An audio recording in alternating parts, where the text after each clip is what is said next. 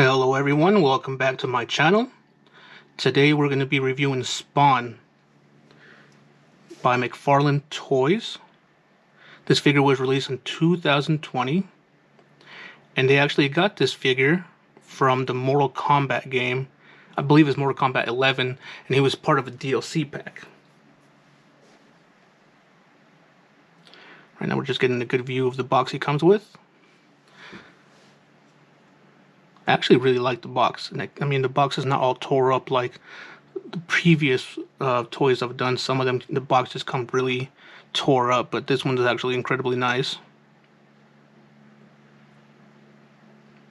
McFarlane Toys has always been the only creator of Spawn, and this is actually my only Spawn figure that I've collected so far, because I mean, a lot of the Spawn figures, they get really expensive if you don't pick them up. So what we're going to do now is take him off the turntable and take a look at everything he comes with. Alrighty folks, this is everything the figure comes with. As you can see, it's a lot of parts. No, I'm just kidding. It only comes with the stand. It just says Mortal Kombat. It doesn't even say Spawn. It's just black. Nothing on the bottom.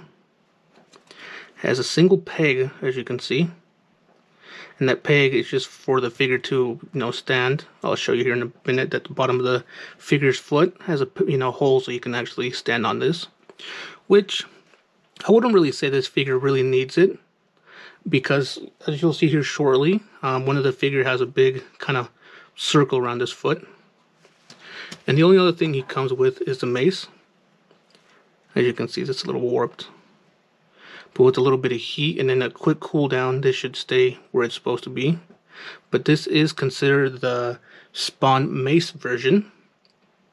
There's another one that's actually a sword version, and then they're actually coming out with a different one, which is a different colored one of the mace. But looking at the base, you can see it has a nice little Spawn skull up here. And actually the detail on this mace is just so amazing that they did all that detail on the mace.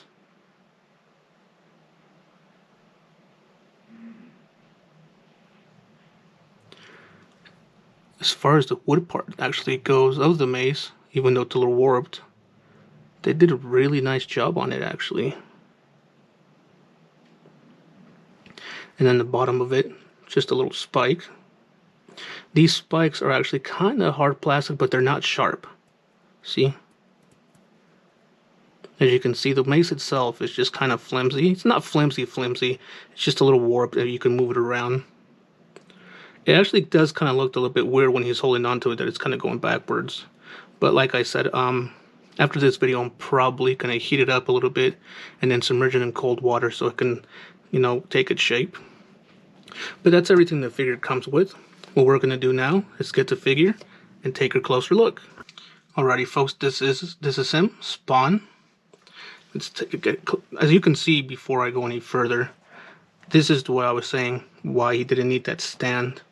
That this part actually holds him up very nice, and the back of his cape, because, and I'll show you here shortly, the cape is actually rubber, so it actually helps him stand up better. Before we go any further and look and have a close-up, let's do a height on this figure. He stands at about 7.5 inches. Let's take a closer look at him. We'll start with this foot. As you can see, the detail on this figure is just really amazing that they did so much detail on him. Has his spikes, these little small spikes here around him. On this side, this actually kind of looks weird at the bottom, but it really helps him stand up, and this is not removable, it doesn't move, so it helps him stand up pretty good. His belt here is actually rubber. While it doesn't move that much, you can see how it's just rubberish, which is cool. It would have been a little bit nicer if it was made out of metal, but I can tell why they make, they did soft rubber, so it can at least still move. The front of the figure, his chest. The paint application that they use on this figure is just so nice. McFarlane always does some amazing work with figures. There's his arm on this side. These spikes are actually a little bit sharp. They're actually hard plastic. They're a little bit harder than actually on the mace himself. And this gauntlet actually does not move. It's just attached to his arm. And as you can see, the other spikes on his other arm. And here's a good look at his face. I like this little part right here. It's also kind of, it's not as soft as his belt down here. But I like the little skulls they had to put in there. And his cape is just really soft rubber. You look at that. Actually, this part is actually softer than the rest of his cape. The rest of his cape, it's just soft rubber, but it's not as soft as this part. And just lifting it up, you can get a better look at the back of the figure.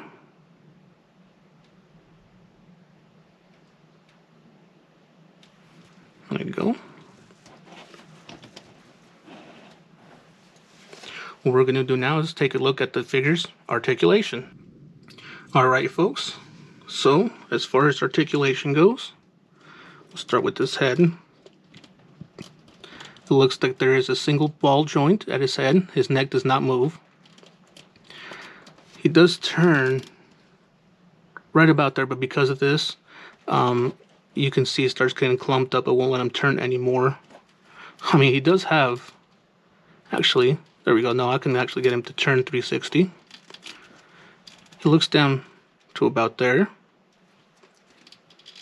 And looks up to about there. His arms have a butterfly joint at the shoulder. They don't really actually move too much because of, there we go. Yeah, you can see, there we go. Let me see if I can get this one to do the same. Yeah. So there is a butterfly joint at the shoulder. And his arm goes up to about there. Goes down to about there. And we can actually make him do a 360, but because of the cape, it doesn't do the full 360. It kind of has to go outward a little bit. He does have a 360 at the bicep. There is a the way they call it, a double ball joint or a double joint at the elbow. But because of this and this, it doesn't let it go all the way up, so it still looks like a 90-degree turn. And then I believe there's a single ball joint at the wrist, so you get a good 360 and a little bit up and down movement. The torso has a ball joint, as you can see, so the torso actually goes sideways. It goes back to about there and goes forward to about there. And then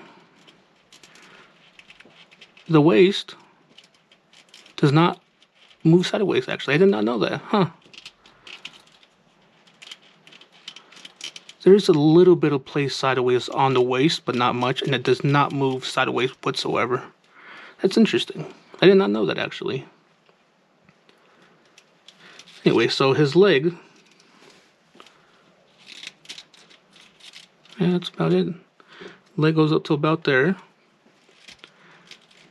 It goes back till about there. He does have, this is really stiff.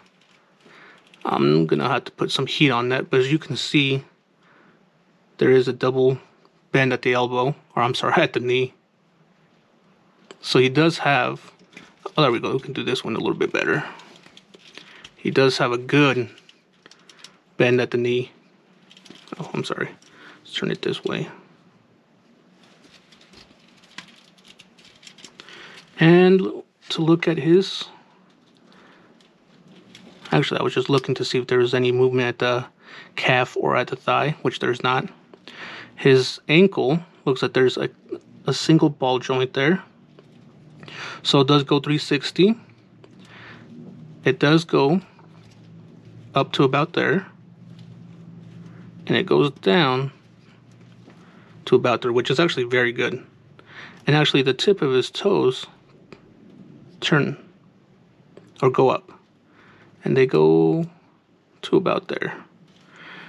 Now I believe this one's the same exact way, but because, you know, this is there, it impedes a lot of movement, which is, you know, it's okay. Now what I was saying earlier with the stand, that this figure has a hole at the bottom. He has a hole at both of them. So you can actually put it on either side. So that's the figure.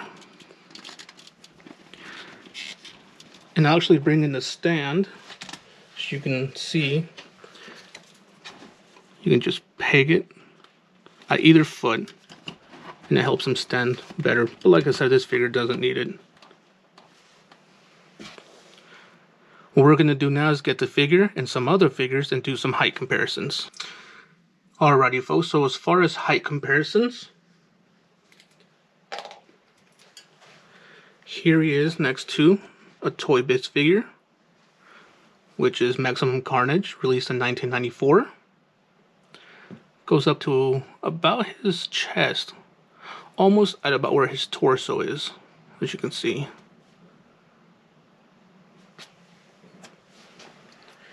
And then here he is next to a Marvel Legends Carnage, the 2014.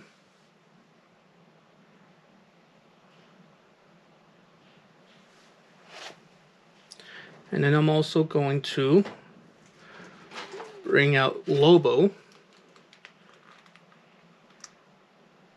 from Storm Collectibles.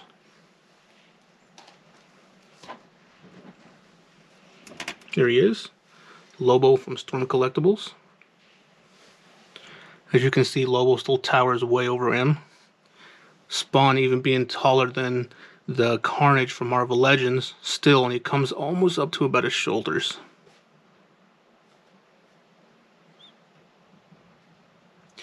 I really want to say I like the paint application and detail that they put into this Spawn more than they did Lobo. This figure is a lot more expensive than this one, and they did a lot better detail on this figure than they did this one. But then again, this figure has a lot more articulation than this figure, and he is pretty tall and comes with a lot more stuff. Alrighty folks, if you like this video, please like and share and subscribe. And if you have any questions, please comment down below. That being said, we'll see you on the next one. Take care.